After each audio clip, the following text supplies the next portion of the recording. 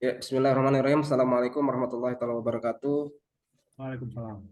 Selamat pagi Bapak dan Ibu sekalian. Syukur Alhamdulillah pada hari ini kita bisa kumpul kembali ya di komunitas Klub Proteksi Listrik. Dan Alhamdulillah pada hari ini sudah bergabung juga bersama kita semua. Yang kami hormati Pak Joko Raharjo Abumanan yang sudah Alhamdulillah bersedia untuk gabung, untuk sharing ya, sharing bersama kita semua mengenai masalah yang nanti akan dijabarkan oleh Pak Joko. Sekaligus juga memang sebenarnya ini temanya adalah obrolan santai, jadi kita share saja ya, serius tapi santai sambil ngopi-ngopi. Ya, jadi kita nanti ada sedikit bahan yang akan disampaikan oleh Pak Joko mengenai inverter untuk pembangkit listrik energi mandiri. Ini salah satu tulisan beliau yang nanti akan beliau sampaikan. Tapi terlepas dari itu juga, Bapak dan Ibu sekalian, para peserta webinar, silakan yang ingin tanya-tanya, yang ingin berbagi, inspirasi, yang motivasi, silakan. Nanti Pak Joko mungkin ada sedikit quotes-nya untuk teman-teman, ada sedikit arahannya juga untuk para peserta webinar ini terkait masalah di ketegangan listrikan maupun secara personal ya. Terima kasih Bapak dan Ibu sekalian yang sudah bergabung dan menyempatkan waktunya di weekend hari ini.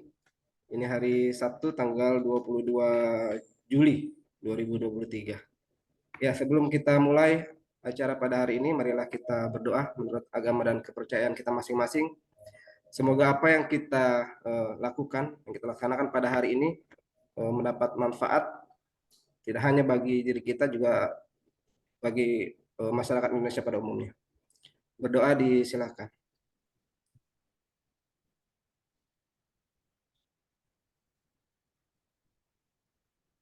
Selesai? Ya, terima kasih Bapak Ibu sekalian. Kita langsung mulai saja ya karena waktunya 1 jam. Jadi memang temanya kita ini adalah 1 jam obrolan santai.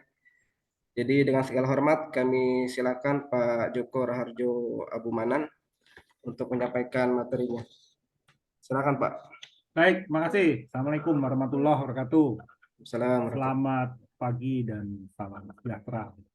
Saya hari ini santai, namanya juga sersan. Serius tampil santai ya. Nah, ini tentu saya sebut adik-adik muda lah ya. Karena saya juga pernah muda, saya ingin sharing, saya melakukan sebagai praktisi aja ya. Jadi Pak teorinya gimana nggak tahu, Bapak cari aja. Karena ini praktisi. Saya izin share ya. Kalau ada yang tanya langsung discuss, langsung raise hand ya. Nanti apa kita langsung, karena ini bukan acara, namanya juga sersan, serius tapi santai. Kelihatan ya? Silakan Pak. Saya slideshow, saya beri judul "Do It Yourself" atau merakit lah ya. Tapi ini penting dan ini sangat luar biasa, bukan sangat luar biasa. Maksud saya perkembangan teknologi ini kalau kita nggak mengikuti sangat luar biasa, dan saya juga tergeleng-geleng ya. Baik, kita jadi santai aja. Namanya juga santai. Ini saya. Baik, jadi ini inverter untuk pembangkit listrik mandiri ya, atau banyak sekarang desa energi mandiri. Dengan adanya regulasi tentang PLTS rooftop, ini bisa diterapkan namanya rumah energi mandiri ya, atau kita sebut off grid ya. Sekarang dikenal off grid ya. Oke, ini sedikit, ini disclaimer-nya, saya pikir nanti dibaca aja. Dan ini ada pengalaman saya ya, dan ini perlu saya buat ya, saya buat dengan sesuai pengalaman. Jadi kalau ada nggak sesuai ya kita diskusikan. Tapi ini adalah saya pribadi. Ini saya ya, saya lewat aja. Nah, diperlukan adanya design thinking ya. Jadi berpikir secara desain. Apa itu design thinking?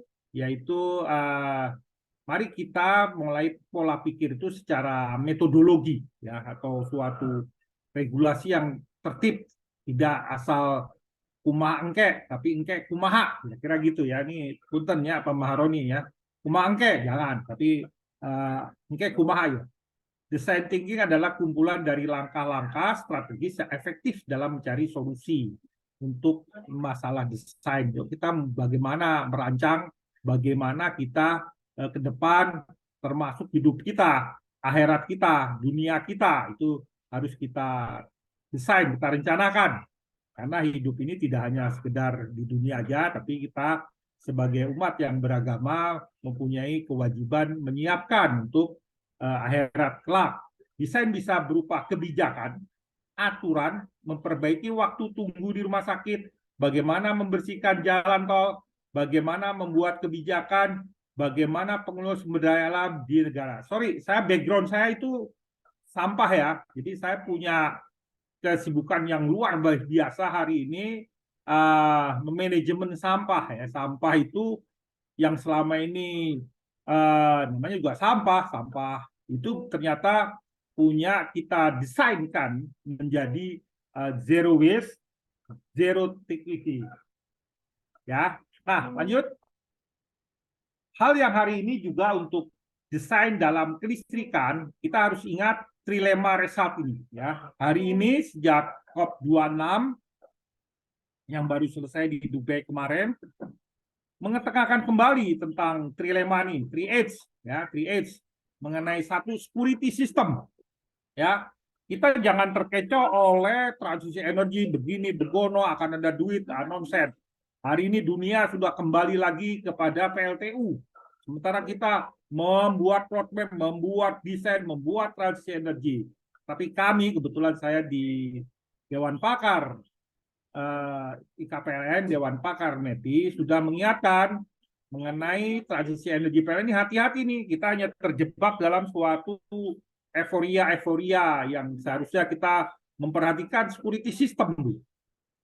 Vietnam hari ini menjadi masalah ya, dan dari berapa waktu yang lalu minggu-minggu ini kita dengar adalah Papua New Guinea sangat mahal listrik di sana ya, karena udah tidak bisa membeli BBM karena sumber energi primernya dari BBM. Sedangkan BBM hari ini walaupun sudah turun di harga ICP $70, tapi berapa negara karena adanya inflasi di beberapa negara di dunia ini akan menjadi persoalan. Ya. Kedua adalah equity-nya atau affordable-nya, pricing equity ya. Jadi bagaimana harus uang investasinya. Yang ketiga adalah 3H ketiga adalah lingkungan. Oke, lanjut. Nah, saya mengingatkan ada pivot to the future ya. Jadi future ini ada suatu langkah-langkah strategik ya ke depan yang harus diperhatikan. Pada zaman dahulu bahwa semua produk, teknologi dan metodologi akan menjadi usang ya. Hari ini demikian, ke depan itu akan mendesain kembali distraction ini ya, akan terbanyak distraction di semua teknologi. Bagaimana perkembangan nanti kita bicarakan, kita lihat, dan perkembangannya luar biasa, memotong semua kehidupan manusia di muka planet bumi ini ya. Lanjut. Nah, ini saya nggak bicara siapa-siapa, ini saya lahir tahun 60, tahun 72 saya SMP, saya belajar elektronika. Pada waktu itu saya tinggal di Banjarmasin ya, di SMP di Banjarmasin yang sangat jauh dari teman-teman kita di Jawa. Ya, di Banjarmasin tidak ada fasilitas, tapi tidak ada namanya praktekum atau kita belajar tentang elektronika. Tapi saya berkeinginan SMP kelas 1 sama si kelas 1, kelas 2, karena kelas 3 udah ujian saya tinggalkan. Saya belajar dan saya belajar mencari di Banjarmasin itu siapa orang yang bisa mengajari saya. Ini saya muda ya, saya SMP ya, masih SMP, dan saya dapat guru itu dari militer, dari Hubdam ya. Hubdam itu perhubungan apa komunikasi ya. Bagian komunikasi itu lokasinya di mana di Teluk Dalam Ujung ya, di dekat Trisakti sana. Kalau pernah di Banjarmasin ada PLTU Trisakti atau PLTD Trisakti.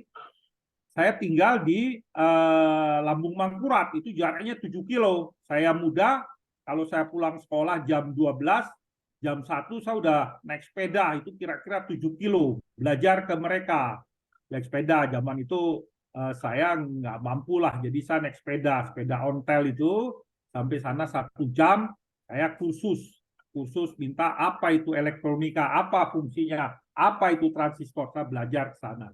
Nah, di sana pun kita kesulitan informasi. Pada zaman itu TV ya TVRI yang siarannya kalau malam, informasi-informasi lain nggak ada, paling dari majalah, dari koran. Nah, hanya ada pegangan satu, dulu ada buku buatan namanya Tulus Kit ya. Tulus Kit itu produsen, ternyata itu asli Bandung ya. Tulus Kit ada kios dan dia membuat rangkaian-rangkaian, dia jual rangkaiannya dan bukunya. Dari situlah buku Tulus Kit itu, buku stensilan lah ya, buku stensilan, dan dia masih stensilan terus berupa dia jual yang lebih bagus, yang kit-kit. Itu saya belajar. Tahun 76 saya belajar lagi.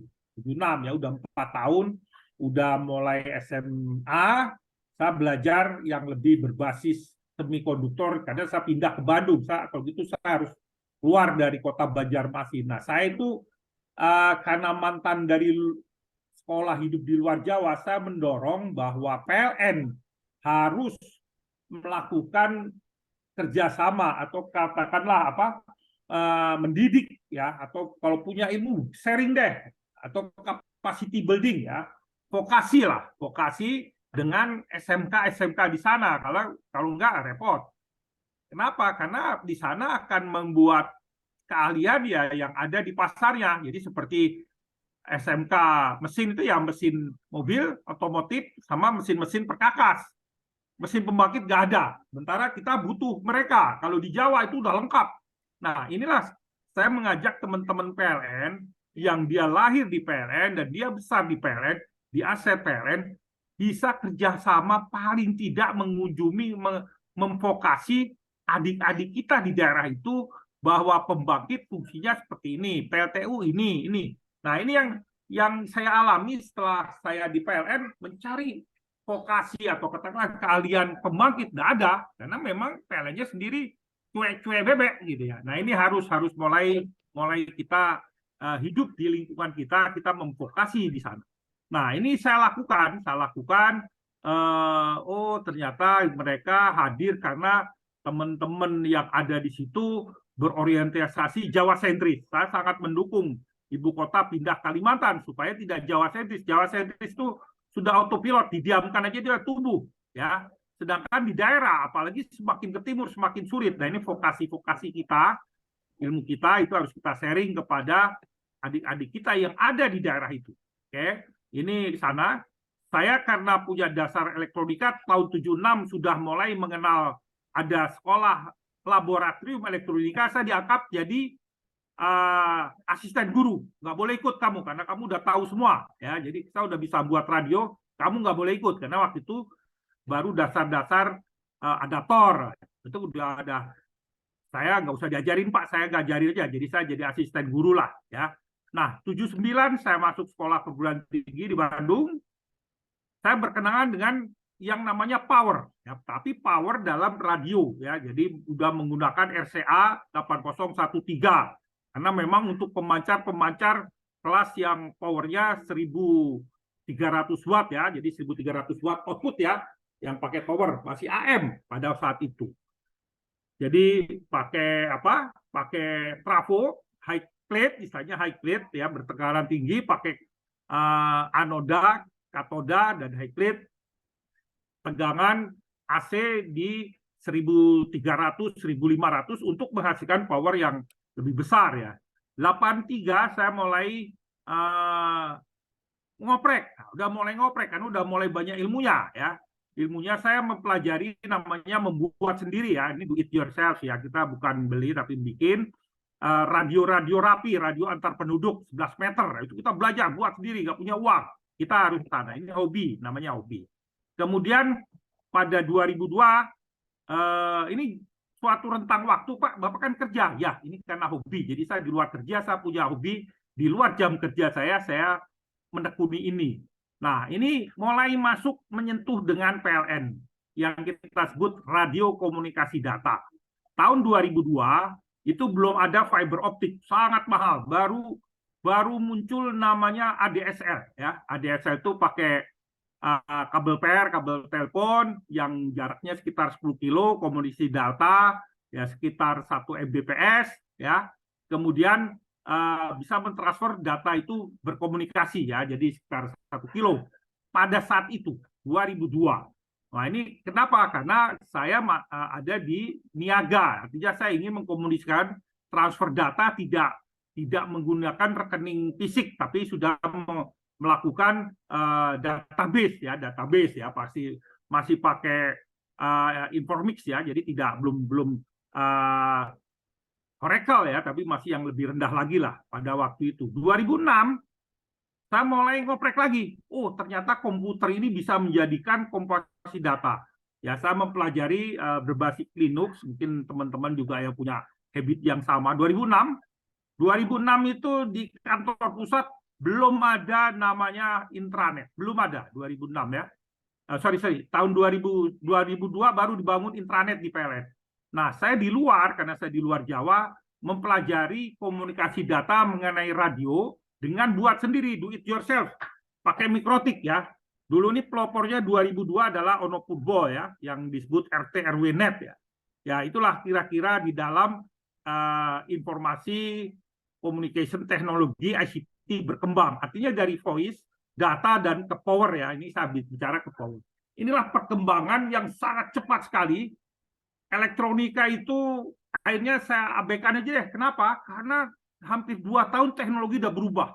Ya, ini terutama di mikrotik itu luar biasa. Mikrotik ini menumbangkan suatu negara, mikrotik ini dihasilkan oleh suatu negara ex-Uni Soviet, dan satu negara ini menumbangkan semua teknologi ini, dan dia menjadi toko guru teknologinya sampai hari ini masih dipakai ya. Sangat luar biasa, ini berbasis Linux ya ininya, sistemnya, dan sekarang udah sangat luar biasa. Dan ini mulai banyak saya kembangkan, termasuk untuk AMR pada waktu itu, karena memang PLN membutuhkan komunikasi antar meter berbasis TCP/IP ya. Jadi seperti itu ya, ini saya lakukan seperti itu. Oke, kita lanjut. Nanti langsung di-cut aja. Bagaimana elektronika dayanya? Jadi dengan saya punya hobi elektronika, kita melihat bagaimana terhadap berhubungannya dengan kelistrikan. Tadi yang kita seperti itu. Kalau tadi di dalam ICT ya, tahun 80 itu dikenal dengan teknologi SCR ya. SCR ini dioda yang punya gate, gerbang gate, dan dia bisa meng-cut, artinya dia tidak menaikkan daripada amplitudo, tapi dia meng-cut terhadap waktunya ya, time base-nya. Ini SCR. Ini banyak sekarang dikenal dengan namanya dimmer. Ya, kereta api. Kenapa kereta api menggunakan SCR?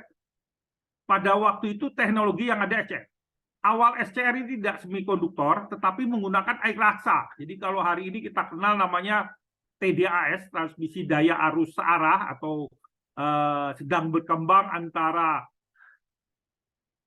si Thomas Alva Edison dan Tesla. Inilah dia pertempuran antara arus DC dan arus searah. Nah, teknologi pada waktu itu untuk gerbang gate-nya itu menggunakan seperti SCR, tidak semikonduktif, tapi dengan prinsip yang sama, dengan menggunakan teknologi tabung, karena generasi tabung air raksa ya. Jadi arus searah dulu mengkonversikannya atau dari DC ke AC, atau inverternya dia menggunakan SCR atau air raksa.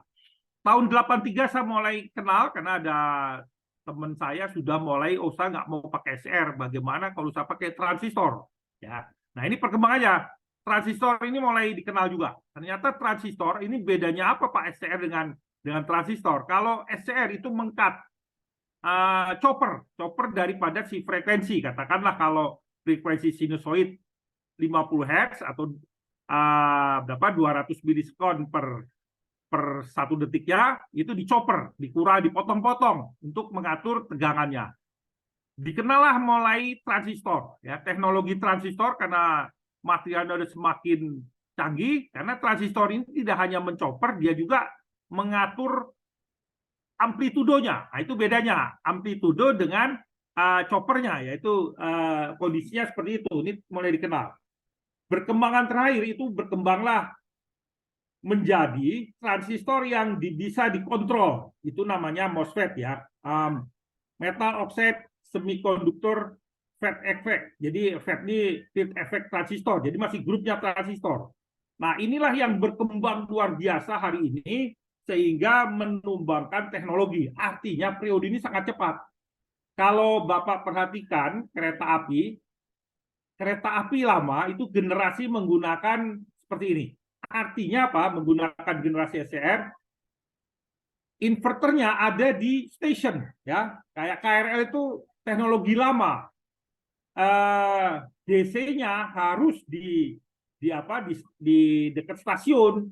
Kenapa? Ya karena barangnya besar, teknologinya besar saat itu, sehingga karena dia SCR, dia harus ada di daratan, sehingga yang dijadikan apa?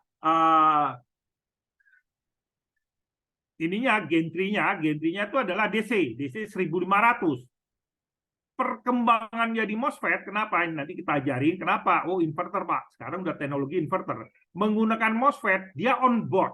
Artinya on board itu barangnya kompak, kecil, ada di transetnya, ada di keretanya. Sehingga lalu yang dibentang adalah tegangan AC ya. Itu kenapa, Pak? Kenapa ya AC? Ya, bisa Anda bayangkan, KRL itu setiap 3 kilo harus ada station, harus ada suplai PLN, karena disuplai 1500 DC. Transfernya jelek. Nanti bisa dilihat kenapa pertempuran antara Thomas Edison dengan Tesla ya. Tesla ini tinggalnya di Norway sana, si Thomas Alva Edison menemukan di Washington kan. Nah, dia yang datang sana menjelaskan, Pak, kalau untuk transfer jarak jauh di jarak tertentu lebih aman menggunakan AC. Ya, itulah kenapa Tesla pada saat itu teori AC dan teori DC seperti itu. Nah, MOSFET ini sekarang udah sangat kompak karena dia bisa mengatur ke sana. Jadi yang ditransfer tegangan AC-nya 25 kV. Artinya kalau 25 kV, jarak antar stasiun itu 25 km.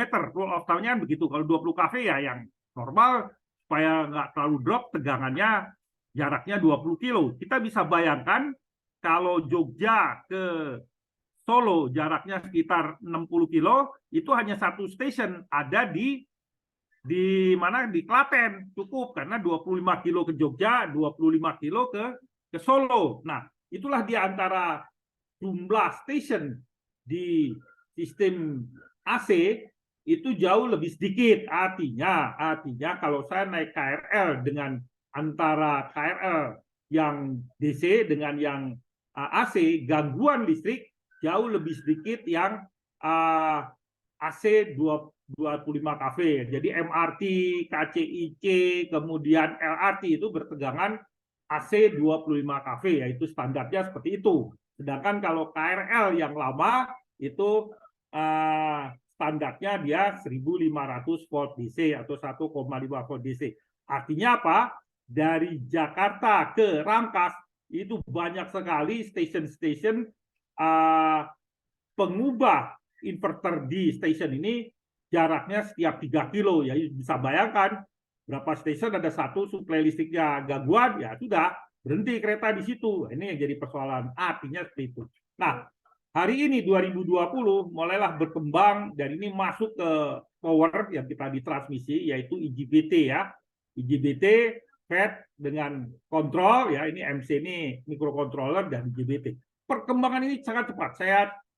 Saya selama COVID penggiat ini MOSFET pindah ke microcontroller itu hanya periode tahun lalu sama masih diskusi, tahun sekarang banyak sekali pemain microcontroller untuk dengan microcontroller sebagai driver ya ke sana, dan ini jauh membuat harga menjadi murah. Nanti kita lihatkan kenapa jadi murah, kita bandingkan ya. Ini yang saya bilang pivot to the future itu sangat memangkas karena perkembangan teknologi, karena perkembangan semikonduktor ini sangat luar biasa. Oke, ini contoh inverter ya, inverter yang banyak Bapak bisa ini yang manufacturer adalah mengubah DC ke AC ya. Ini ada ini banyak ya.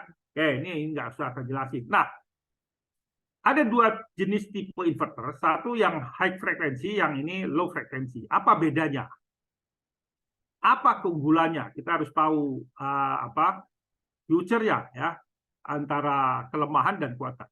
High frekuensi ini, jadi kalau DC ini kan namanya inverter dari DC ke AC. DC itu dinaikkan. Keduanya menggunakan yang namanya driver. Driver itu menggunakan kristal, ya. Kristal ini mencacah sebagai mendrive, tapi gerbangnya saya sebut pakai, hari ini kita nggak pakai SCR ya, pakai MOSFET. MOSFET inilah yang mereduce semua hari ini, semua teknologi, ya. Teknologi AC, air condition, sudah berbasis inverter, yes. Karena yang diatur adalah tegangannya. Kalau dia SCR dulu nggak bisa, Pak. Kurang bagus. Kulkas, inverter, lampu, LED, inverter semua. Ya, ada dampaknya, Pak. Driver daripada MOSFET ini, dia menggunakan high frekuensi, menggunakan kristal. Kristal ini dia frekuensinya tinggi, mencacah itu jadi membentuk gelombang amplitudo yang kita harapkan. Nah, dampak dari amplitudo inilah menghasilkan namanya harmonisa. Harmonisa inilah yang terbawa output dari inverter ini yang lari ke jala-jala listrik. Nah, sumber daripada inverter kalau dengar namanya deret Fourier setiap suatu kotak dicacah-cacah, ini ilmu matematik ya, itu dicacah-cacah berdasarkan deret Fourier-nya. Memang deret Fourier pertama adalah yang katakan 50 Hz, tapi muncul juga yang kelipatannya 1, 3, 7, 9. Nah, inilah dia 7, 9 nih yang tidak kita nikmati, tapi dia terakumulatif masuk ke jala-jala listrik. Jala-jala listrik inilah ada namanya THD, total distortion, total harmonisa distortionnya, yang berdampak kepada peralatan bapak-bapak. Karena munculnya dari customer, bukan dari pembangkit bapak. Nah, ini yang harus difilter. Nah, ini nanti apa sih kita melakukan filter apa? Nanti kita harus dilakukan.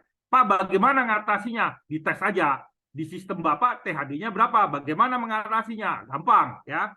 Jadi untuk filternya ada filter aktif, ada filter pasif. Nah, teorinya kan ada gitu aja. Oke. Kalau yang frekuensi rendah sama, drivernya ada, artinya ada driver pemicu, tapi dia memanfaatkan di frekuensi rendah. Di frekuensi rendah ini, frekuensi rendah katakanlah, di tegangan rendah dulu, jadi karena dia membuat kecil, katakanlah kalau baterai saya 48, saya membuat di frekuensi hasil MOSFET itu adalah di 28 volt. Ya, 28 volt. 28 volt saya naikkan dulu.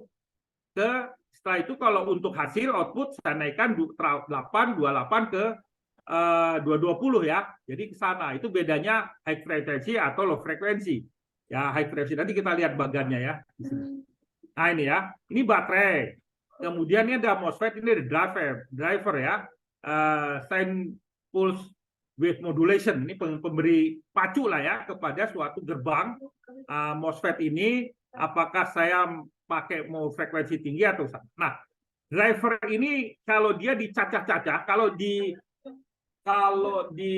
SCR itu nggak dicacah, dia langsung membuat kotak-kotak ya. Kalau SCR, kalau ini nggak, cacah kecil yang bentuknya sinus 50 Hz kira-kira gitu ya.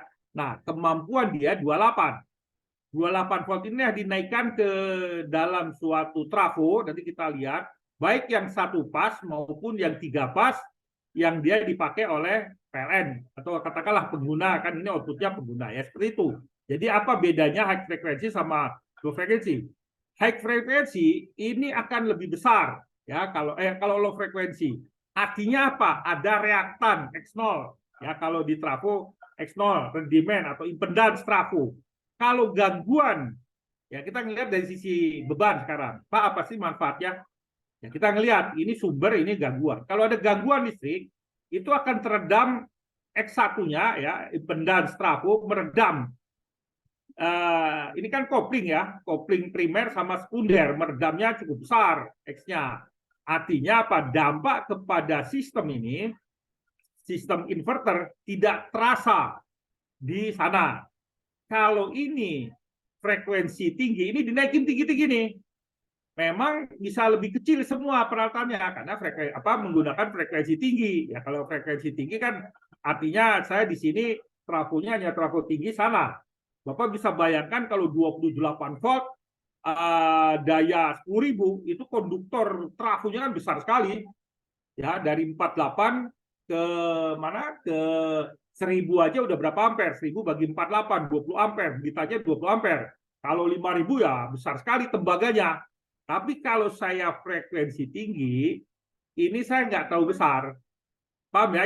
Itu melihatnya dari trafo ya. Ini trafonya ya. Jadi trafonya akan lebih meredam.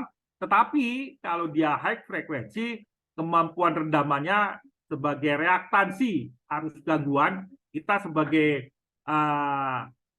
pemain LK daya ya, elektronika listrik, elektronika daya atau ELDA, elektronika daya, dayanya listrik, maka itu akan berpengaruh sangat dominan fungsi dari trafo ya, seperti itu ya.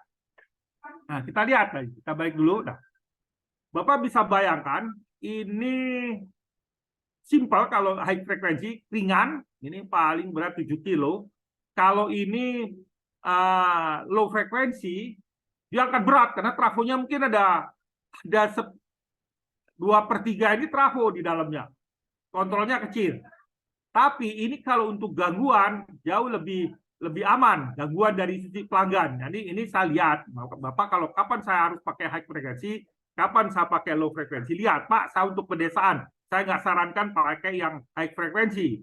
Kalau rusak, repot, Bapak angkut semua ini kembali ke pabrik. Kalau pabriknya ada di Cina, ya berbulan-bulan padam. Tapi kalau yang low frekuensi, ini trafonya Bapak lebih paham sekali. Ini yang sana ya, itu ya. Oke, ini ya. Nah, ini contoh, ini saya coba do it yourself ya, merakit ya. Ini solar PV saya 7000, residential energy storage systemnya sekitar 25 kWh ini ya. Ini 25 kWh pakai tegangan 48. Kemudian string panelnya 3 kali 6 ya. Jadi ini ada string ini, MPPT-nya 3, ini 6. Kemudian inverternya 10.000, ini 10.000 ya. Nggak saya pakai semua karena listrik saya paling hanya 4.000. Kemudian nah ini saya menggarisbawahi ATS tanpa jeda. Jadi ini isolated, tidak paralel. Tetapi kalau dia pindah, kontrol ini kalau dia pindah itu tanpa ada jeda ya, sinusoid sama-sama sinusoid pindahnya. Cuman dia suka latah bilangnya sinkron. Saya bilang tidak sinkron. Tidak pernah sinkron, tapi dia berpindah di saat yang tepat ya. Nanti kontrolnya seperti apa nanti kita lihat ya. Seperti itu. Jadi ini kadang latah, cuman marketing jualan kan kalau cerita di YouTube ini sinkron. Tidak. Kalau sinkron paralel dulu baru lepas kan gitu ya. Itu sinkron dia. Kita orang bisnis enggak, ini enggak sinkron. Ini sebetulnya dia switch pada saat yang tepat dia. Pakai apa nanti kita ini. Ya, ini barangnya kita lihat ya. Nah ini nih, kalau saya lihat nih ya barangnya di sini. ATS-nya seperti ini. ATS-nya seperti ini ya. Nah, kita lihat ini. Waduh, ATS-nya nggak lihat ya.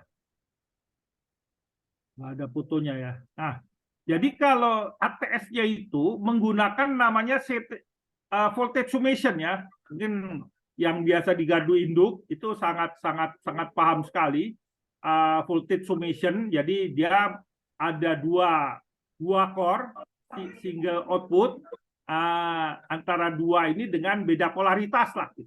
Nah, antara inverter dengan PLN ya, ini di mana ya, di sini ya. Ini ATS. Saya bilang ATS ya. Ya, nah ini ATS-nya ini yang ini dinding ini. Itu sama kontaktor seperti biasa, saya kasih tim delay, kemudian kapan dia pindah antara PLN, jadi misalkan katakanlah tegangan sudah cukup, saya menggunakan namanya high voltage disconnecting HVD ya, kalau jadi ini bedanya HVD sama LVD. Kalau untuk kemampuan baterai atau DOD, saya menggunakan LVD, low voltage disconnecting, jadi kalau baterai udah tegangan tertentu katakanlah 48, saya pindahkan supaya tidak kena cycle. Itu saya pakai namanya LVD, low voltage disconnecting. Tapi pada waktu saya mau sinkron saya menggunakan DVD. Ya, DVD-nya saya setting berapa DVD-nya? Ambillah 2 volt, 3 volt atau 10 volt. 10 volt itu dalam cycle ya, cycle itu kan 100 milisecond ya. Kalau saya beda 10 volt antara kurva yang PLN dengan ini, pindah dia. Jadi pindah sinusoidnya sama-sama di periode yang sama gitu ya. Cuman boleh saya izin ya, tinggal aja. Pak, bisa nggak? Bisa, cuman lama menunggu sama baru dia pindah. Dan ini di lampu kalau dia pakai peralatan elektronik tidak sempat putus. Kalau internet nggak akan putus. Dia karena sama sinusoid pindahnya karena ada T T apa tadi TLVD sama TK kontaktor paling nggak sampai, ambillah 30 milisekon ya, 30 milisekon. Jadi ukurannya udah sangat-sangat pendek sekali di sinusoid. Kalau pakai oscilloscope ya kelihatan cetek gitu kan. Tapi kalau di elektronika enggak. Kalau pakai lampu enggak kerasa ya seperti itu. Itulah dia teknologi yang digunakan di sini. Jadi di sini kontaktor tapi pakai kontrol DVD ya seperti itu. Ya seperti itu. Jadi kalau disebut sinkron tidak. Jadi bisa diatur. Jadi saya tidak paralel dengan PLN, tapi dia sebutnya selalu ATS sinkron padahal tidak. Kalau meter di PLN tidak merasakan itu, tidak ada reverse power ya, nggak ada. Itu yang disebut DVD ya, apa sinkron padahal tidak sinkron, itu hanya bahasa dia aja, tapi sebenarnya tidak. Oke, kita lanjut ya. Yang di sini tadi ya. Nah, ini gunanya. Oke, kita lanjut. Nah, ini di sini dua, ini saya pisah. Ya, ini barangnya nggak kelihatannya. Barang ini ada pakai MOSFET ya, ini pakai 32 MOSFET ya, ini 32 MOSFET kalau di zoom. Ini 10.000 tapi trafonya saya pisah. Kenapa Pak nggak seperti yang ini? Jadi satu. Ini satu kompartemen ini sumber panasnya trafo, sedangkan di sini semikonduktif yang didinginkan pakai blower. Kalau kita sangat bebannya panas sekali, ya ini sering rusak si ininya MOSFET-nya. Nah, untungnya kalau rusak tinggal buat solder, tinggal ganti MOSFET. Tapi kalau ini karena udah pakai high frekuensi, nggak bisa diganti pakai avometer, harus pakai oscilloscope, harus bawa ke pabriknya. Ini repotnya seperti itu aja. High frekuensi ini kalau rusak ya udah repot mencarinya, dan setiap komponen. Kalau ini sederhana. Jadi kalau ini yang lokasinya remote di pedesaan, tinggal bawa solder, tinggal bawa avometer, bawa MOSFET, ganti. Nggak usah bawa modulnya, cukup bawa MOSFET-nya ya, kecil, bisa dikantongin, gampang. Ya, seperti itu. Makanya saya nyarankan kalau untuk yang pemula belajar, enak yang low frekuensi. Oke, ini sana ya. Jadi ini 32. Nah, ini ada hybrid. Ini ada waktu itu ada dari ITPLN yang ikut lomba ya. Saya nggak masuk aja. Waktu itu program namanya program inovasi apa nih HLN tahun lalu lah ya. Untuk program mengkonversi kapal-kapal nelayan dengan Bion KWH lah, mencari KWH. Nah ini saya sarankan gini, satu kapal ini menggunakan AC ya, DC atau AC no problem, nggak masalah. Cuman waktu itu ngecek paling murah harganya ya teknologi AC lah. Jadi seperti motor-motor sepeda motor sekarang kan AC semua itu, dikonversinya ke sana. Jadi bukan DC. Kalau zaman dulu motor ini selalu motor traksi DC. Sekarang udah AC karena teknologi inverter yang sangat simpel. Nah kemudian dari ini internal combustion engine jangan dibuang, tetap dipakai aja, tapi sebagai charger aja pada waktu tertentu. Kalau misalkan baterainya habis di tengah laut ya bisa jadi charger aja. Jadi charger ini kalau di mobil namanya hybrid ya, hybrid yang generasi sekarang kan begitu. Jadi ada mesin internal combustion ya, mesin bensin, tetapi dia hanya sebagai charger ya. Jadi dia tidak mempengaruhi putaran ban ya, dia hanya charger continue aja. Sedangkan kontrol-kontrolnya akan lebih sederhana kalau dia mengontrol di listriknya ya, seperti itu. Nah, ini dikombinasi dengan PV no problem, dikombinasi dengan bin ya yang yang vertikal VAWT silahkan, atau kalau lagi dia sedang sadar ya charging pakai SPKLU ya, seperti itu. Ini membuat hybrid dengan multifunctionnya ya. Nah, ini contoh-contohnya. Ini vertikal axial wind turbine ya. Ini saya coba buat. Jadi saya punya sepeda motor ya, punya magnet yang lama itu ada pembangkit generatornya lah. Nah, jadi ini bukan mobil, enggak, casingnya aja. Generator yang di mobil saya pakainya, tapi dalamnya ini magnet permanen, ya, magnet permanen. Kemudian saya gulung, keluarkan AC, saya masukkan ke MPPT, dan ini saya putar. Ini bisa saya ganti-ganti, mau ke wind, mau ke hydro, pokoknya ada putaran buat. Jadi kalau ada barang-barang limbah jangan dibuang. Ini casingnya aja, ini casingnya aja. Ya, tapi magnetiknya pakai magnetik permanen. Jadi setiap berputar dia keluar listrik lah. Ya, ini sumber-sumber ini bisa kita pakai, no problem sekarang, nggak usah ngukur frekuensi, nggak usah pening, langsung MPPT aja. MPPT ini juga sama prinsipnya, dia mencoper DC, ini kan sumbernya DC, kemudian disimpan ke dalam AC yang dikontrol sama dia untuk sebagai charger. Itulah gunanya MPPT ya. Nah, ini ada juga sama, ini PLTM hidro 600 watt, ini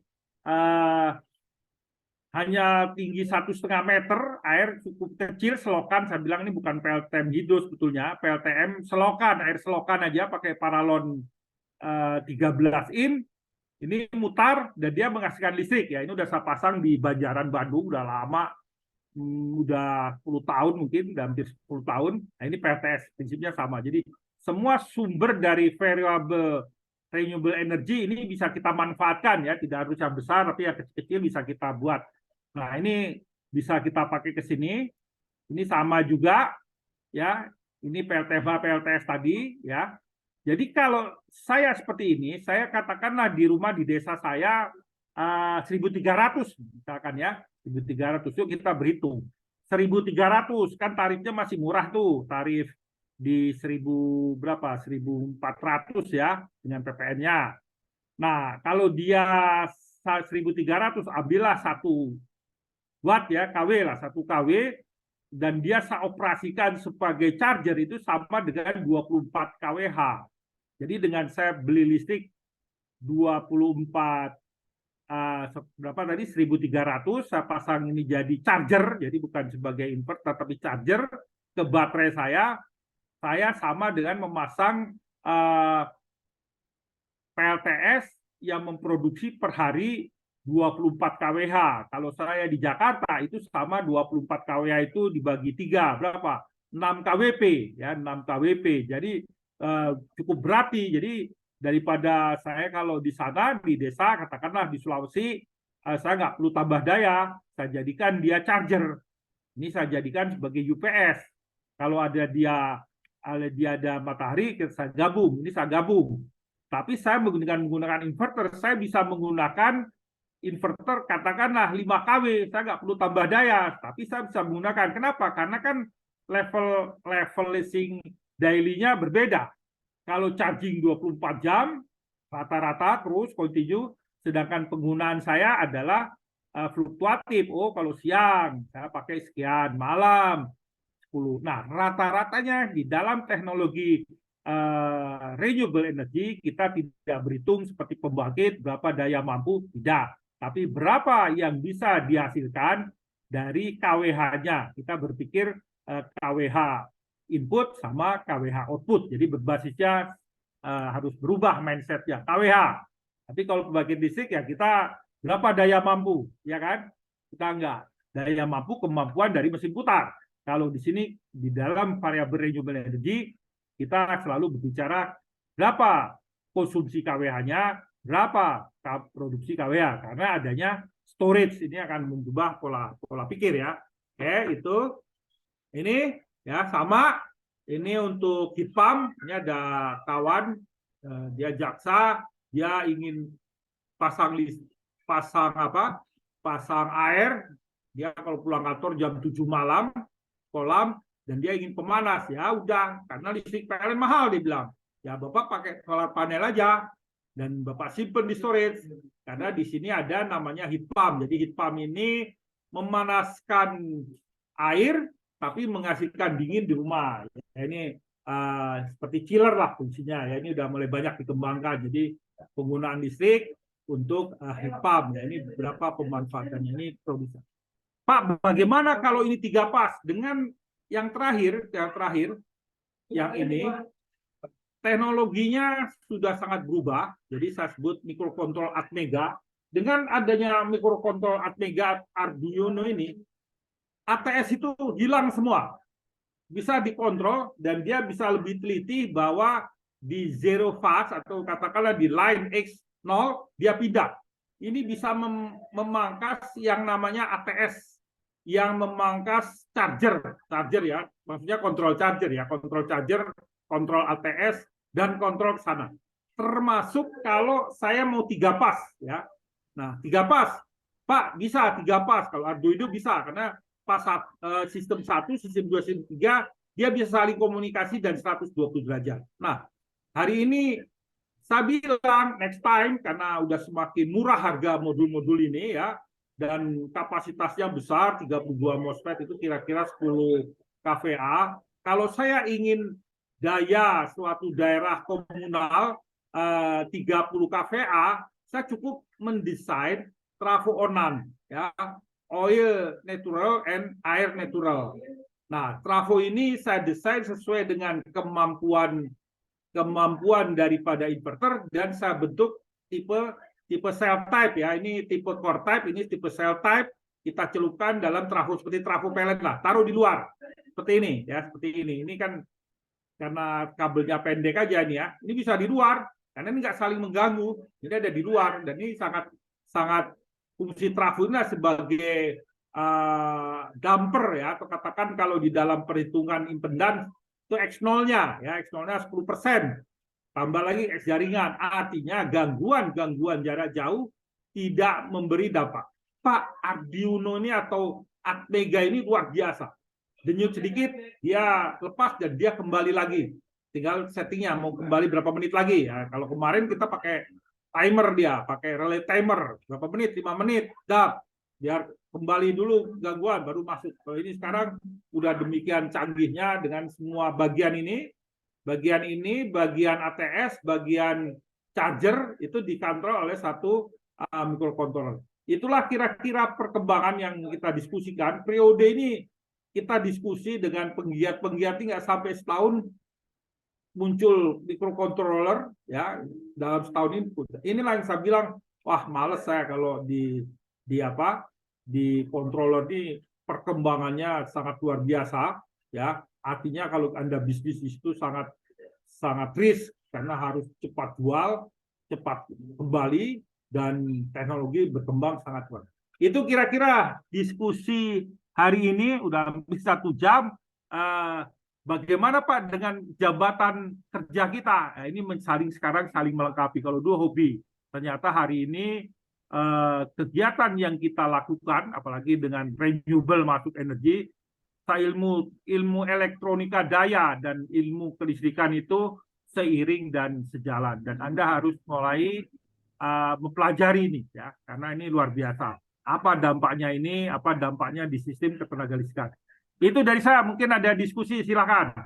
Silakan Pak Ruli. Terima kasih Pak Joko. Pak Ruli ada yang mau disampaikan? Silakan. Ya, makasih Mas Roni. Perkenalkan Pak Joko, saya Ruli, alumni STT PLN 2012. Ya, ya selesai ya, alhamdulillah. Iya, iya Pak. Jadi ini Pak, saya mau tanya, ini kan mau lebih memahami saja tentang bagaimana kerangka berpikir untuk rencana jangka panjang sistem kelistrikan kita di Indonesia. Jadi kan kita sudah buat komitmen jangka panjang untuk memenuhi Paris Agreement itu untuk sistem kelistrikan yang lebih hijau yang dituangkan di dokumen long term strategy itu. Nah, di desainnya itu bauran energi di sistem kita di 2050 itu 43% energi terbarukan, 88% biomasa, dan 48% itu ternyata energi fosil. Nah, mungkin yang saya tahu untuk energi fosil itu untuk di sisi security system kita, tapi untuk supaya bisa mengakomodir pembangkit fosil ini di sistem kelistrikan masa depan yang lebih hijau, maka di rencananya itu akan diretrofit dengan teknologi fosil rendah emisi seperti carbon capture storage, katanya begitu. Nah, mungkin kalau saya baca-baca itu di dokumennya seperti lebih condong ini kita untuk memakai teknologi ini dibandingkan memakai renewable energy plus energi storage, jadi penyimpanan energi. Karena kalau kita pakai penyimpanan energi kan itu untuk masalah security system kan sudah tercapai. Jadi harusnya tidak perlu lagi kita mengandalkan pembangkit fosil kalau sudah tercapai itu. Jadi seperti kayak contoh yang sudah ada sekarang kayak yang tadi Pak, baterai energy system itu mungkin contoh seperti yang di Amerika, di USA itu sudah ada baterai energy system punya Tesla. Terus mungkin yang sudah lama ada di Indonesia juga contoh kayak hydro storage itu.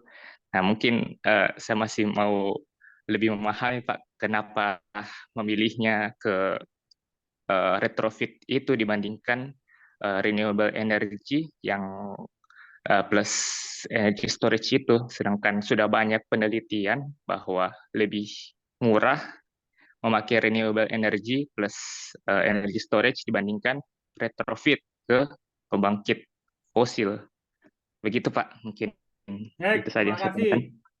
Terima kasih nih Pak Ruli ya. Saya coba share yang tadi ya, create tadi ya.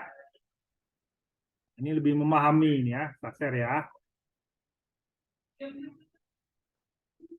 Nah, kita dalam ini selalu utility, kita sebut utility. Apa aja utility? Tidak harus listrik. Utility apa sih yang masuk dalam utility? Oh, dinyatakan pasal 33 sembako itu dia menerapkan ini ya. Sembako istilahnya apa dulu, 9 bahan pangan ya, itu dianggap utilitas, tidak boleh diganggu. Kereta api sekarang menjadi hal yang utilitas. Transport, kemudian listrik, air belum nih, air nih saya masih mengkritisi. Air itu adalah seharusnya utilitas kehidupan umat manusia. Saya nggak bilang umat manusia lah, hak warga negara memperoleh air bersih, bukan air bersih, air minum ya. Saya tidak mau air minum, air bersih. Saya tidak mau air bersih, air minum. Itu adalah hak warga negara memperoleh dengan murah, itu seharusnya begitu. Zaman Belanda begitu, kok sekarang mundur gitu ya. Kenapa? Karena ya kita tiap hari harus minum air 5 liter.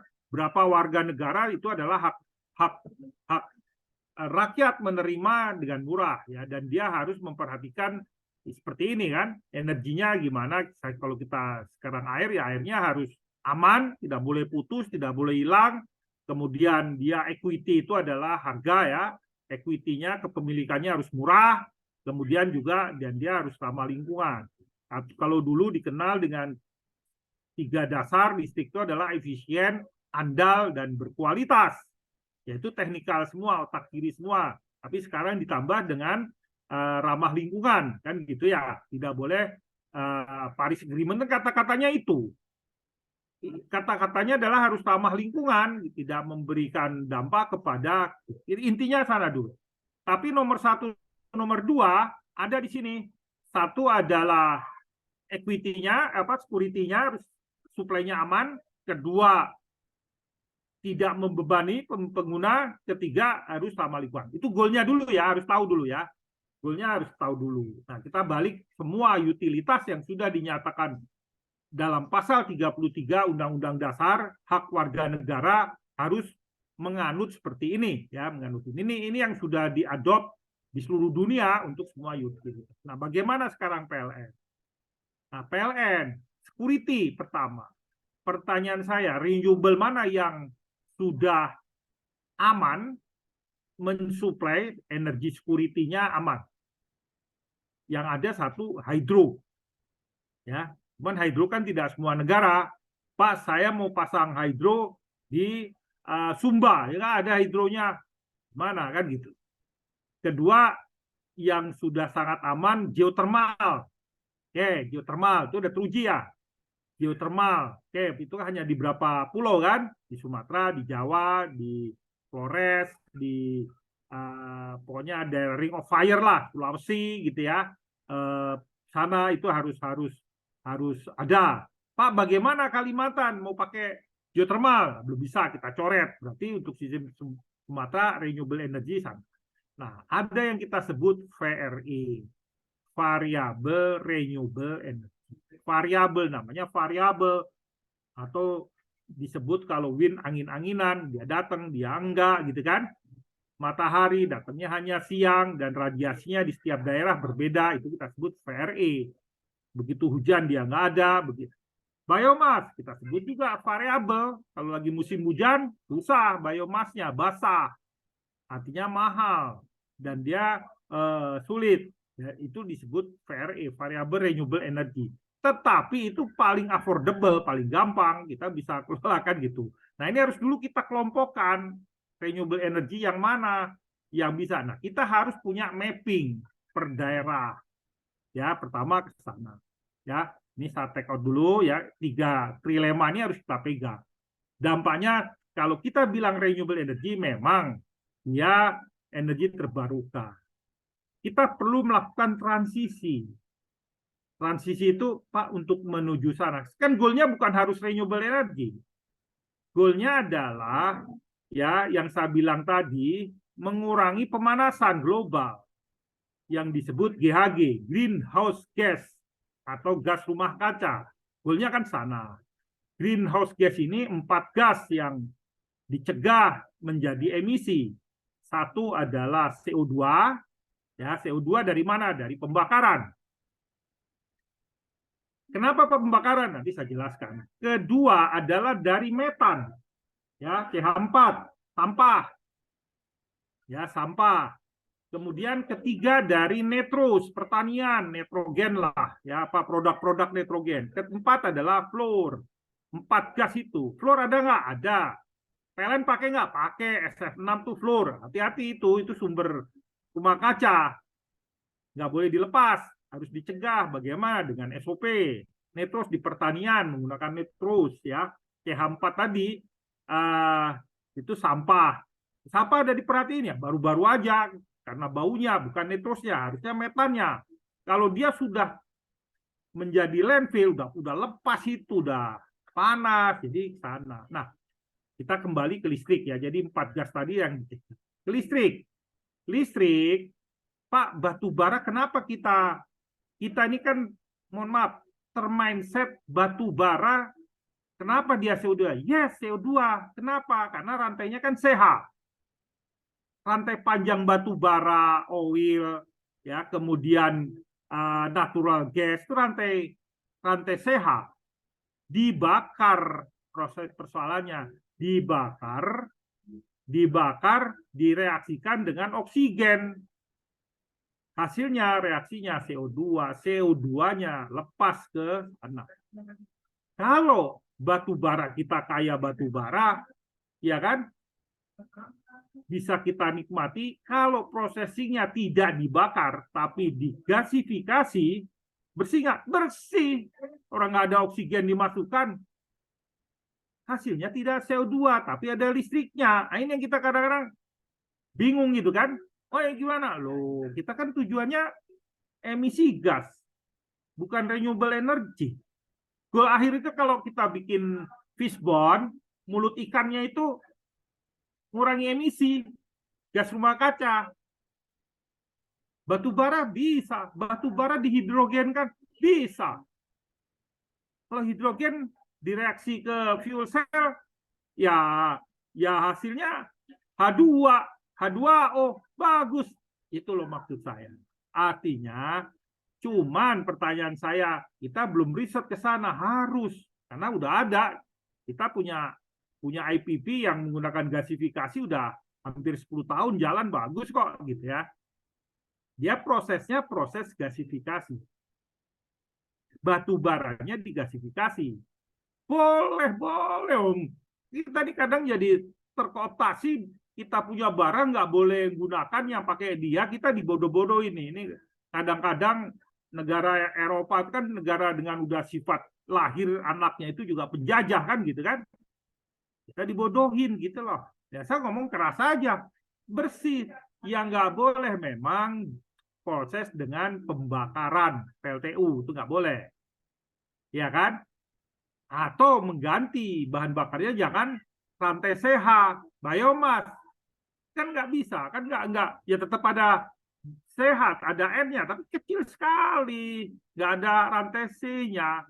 Biomas dibakar, yang nggak ada CO2-nya, kecil CO-nya. Tapi kalau batu bara itu kan rantai sehat, dimasukkan reaksi O2 dengan pembakaran, pemanasan atau insinerator, hasilnya pasti ada CO2, energinya di sana. Kayak biomas, ya tinggal biomas terdiri dari N, dari H juga ada, CO-nya kecil. Ya kan?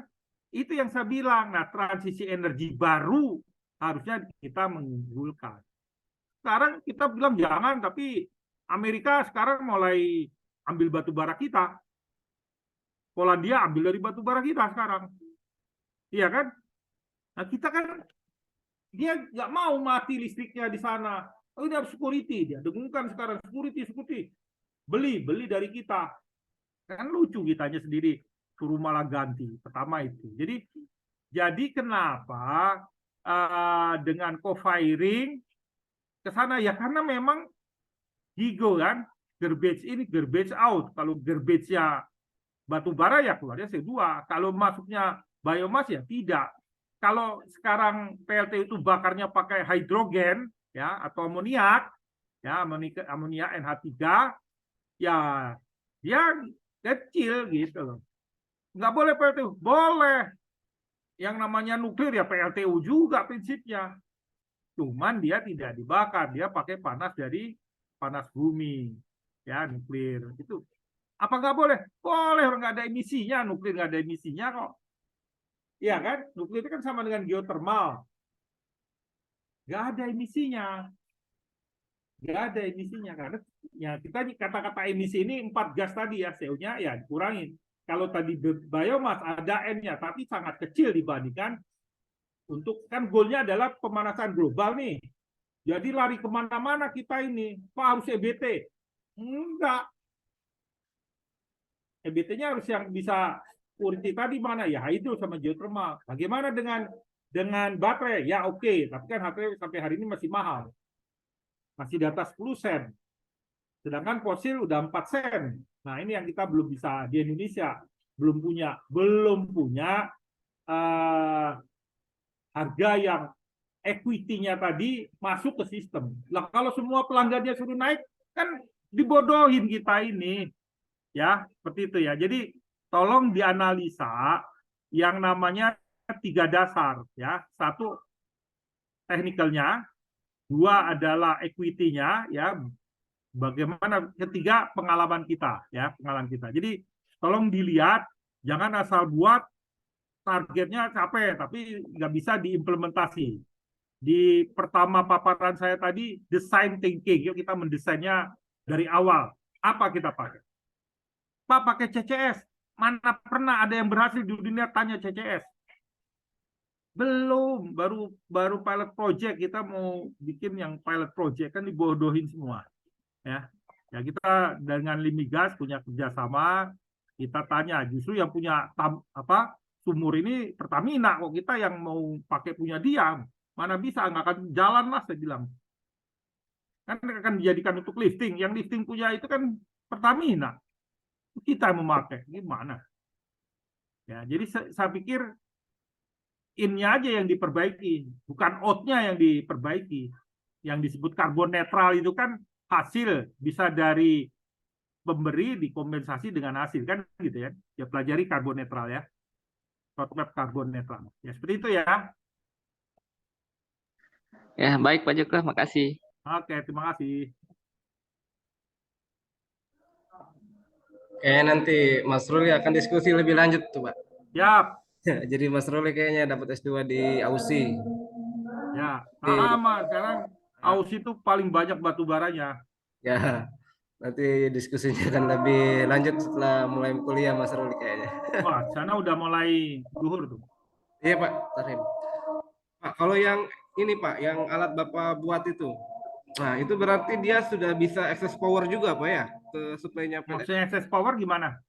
Yang kalau misalnya berlebih pemakaiannya bisa langsung jual ke PLN gitu. Enggak lah, kita nggak usah jual, kita pakai sendiri. Oh pakai sendiri saja. Laptop saya ini, kalau saya di rumah buat seperti itu. Saya bilangnya saya punya 2 istri, tapi saya punya 2 rumah. Paham ya? Kalau yang dulu, yang on grid namanya, 2 istri di 1 rumah.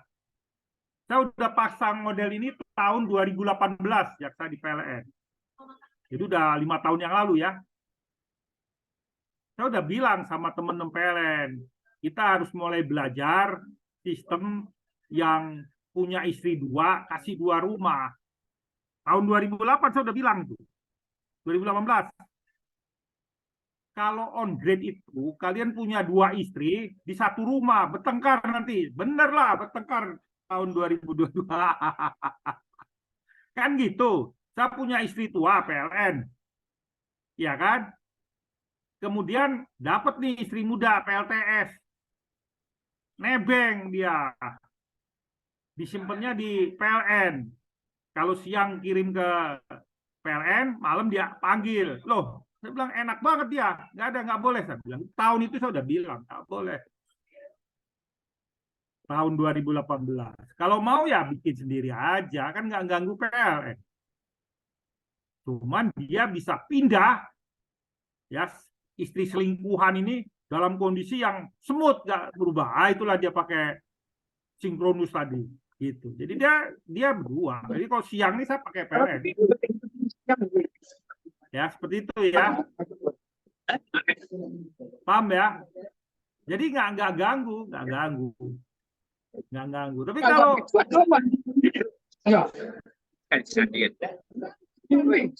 seperti itu ya. Jadi kita nggak berharap diekspor, enggak. Ya siang ini dia pakai sampai itu baterai habis, misalkan jam 10 malam baterainya habis, simpen siang ini, ya dia baru pakai PLN. Pindah secara sistem ya, secara otomatis lah. Biasa punya genset, tapi tiap hari operasi gitu. Genset silent lah. Gitu ya. Ya Pak, paham. Silakan Bapak yang lainnya, silakan kalau ada yang mau ditanyakan.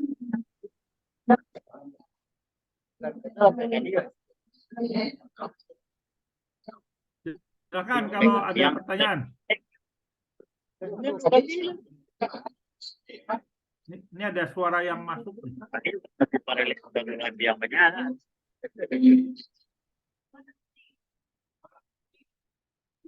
Silakan. Ya, Ya, jadi seperti itu ya. Bisa aja buat. Itu udah 6 tahun nggak apa-apa. Kalau listrik PLN mati gimana? Jat, langsung pindah dia. Saya tahu aja PLN kan suka ya di Jakarta nih suka memanuverkan sistem itu jam 11, jam 12 gitu ya. Itu dia pindah klub ya di rumah sih nyala aja. Secara cepat dia pindah telak gitu. Jadi dibuat tadi ATS-nya apabila suplai PLN dia pindah ya pakai kontaktor biasa lah. Tapi kalau pakai mikrokontrol udah sangat-sangat mulus lah, sangat-sangat luar biasa lah ya. Barangnya kecil itu. Ya. SPBM Atmega atau Arduino. Silakan yang suka penggiat microcontroller ya.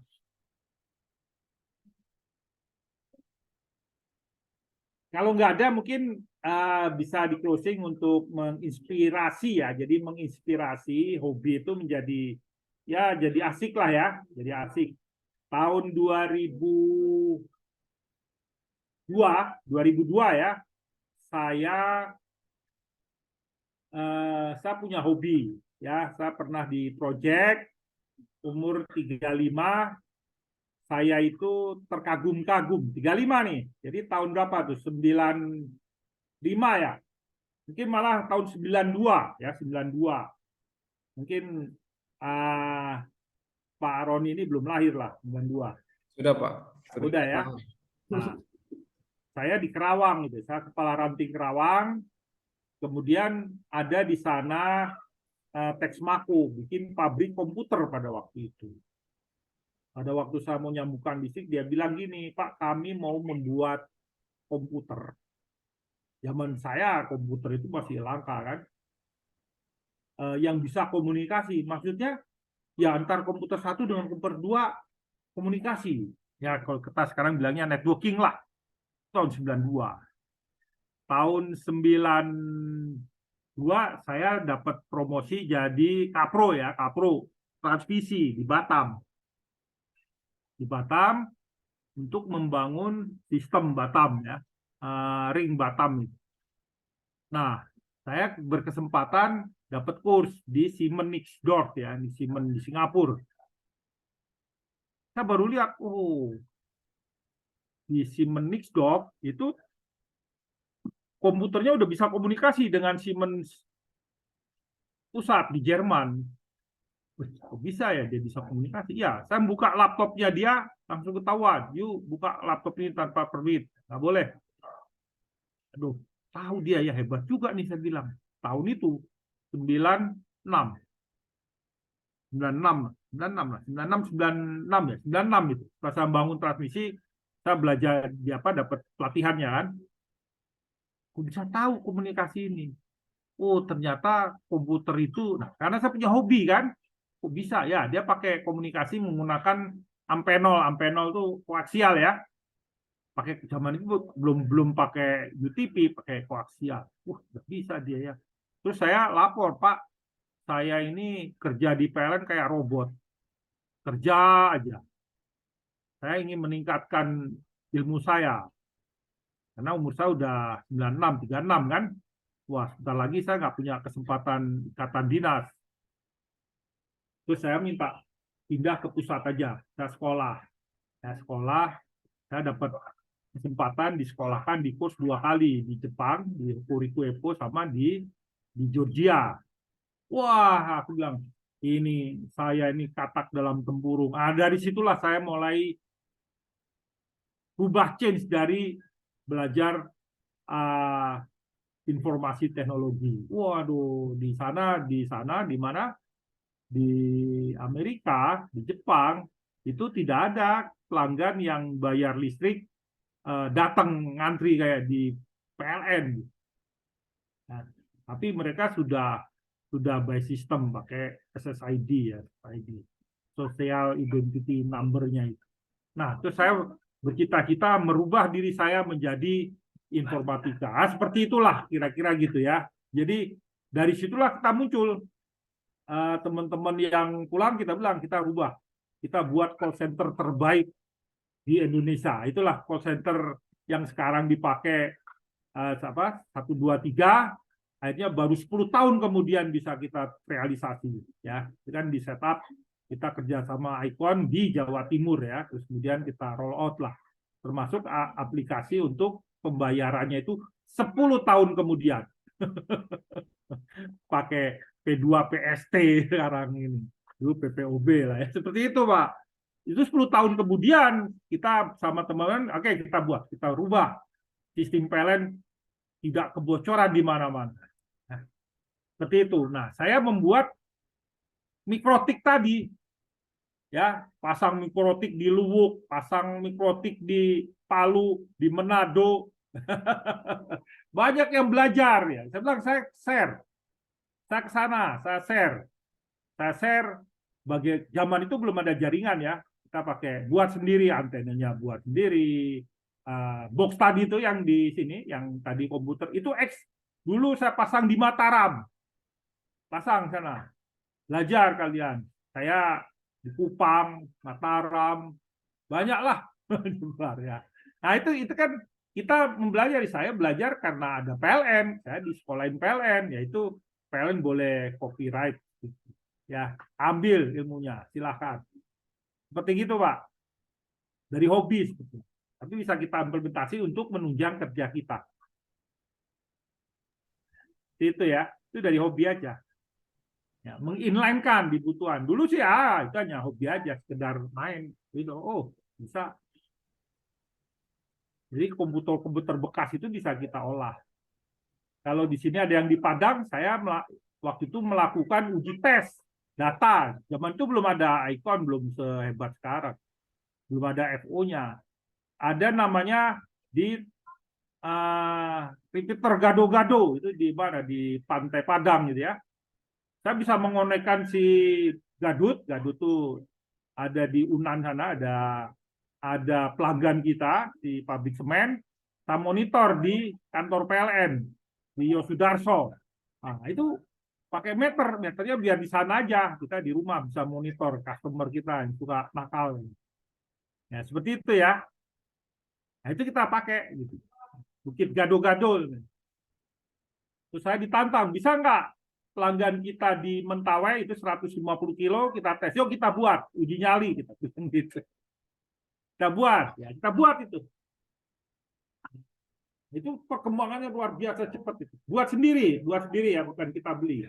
Paling beli modul, beli IDE-nya, kita terus beli radio hyperlink-nya gitu. Seperti itu. Ya kita hobi lah, ya senang aja. Karena kita kan bujangan lokal, keluarga di Jawa, kita sana terus, jadi Sabtu Minggu ya uji nyali kita. Uji nyali. Jadi kalau teman-teman yang luar Jawa, kita buat happy kerja di situ. Kita banyak waktu kosong, kita bisa main. Oke ya, gitu ya. Itu menginspire aja, menginspirasi ya. Ya, menginspirasi karena dengan kita tahu, oh bisa pakai begini. Ya, terima kasih Pak Joko. Ya. Inspirasinya luar biasa Pak. Jadi memang dari hobi ya Pak, hobi yang dari Hobi aja. hobi dari kecil ya, dari zaman Karena kecil. tahu, wah saya nggak mau masuk ke elektronika terlalu cepat, saya nggak mampu lah, mampu. Kerjanya saya nggak mau. Ya gitu ya. Ya Pak, terima kasih banyak. Oke, baik. Saya rasa kita cukupkan saja Pak ya. Ya kita cukup. Terima kasih ya. Salam sehat. Terima kasih Mohon banyak maaf Pak. apabila inspirasi ini hanya sebagai insight saja. Ya, saya pikir jangan wah saya di sini enggak. Di tempat itulah Anda bisa punya waktu kesempatan yang luar biasa. Tergantung kita akan itu sebagai hambatan, itu dengan adanya tantangan biasanya kita akan berinovasi.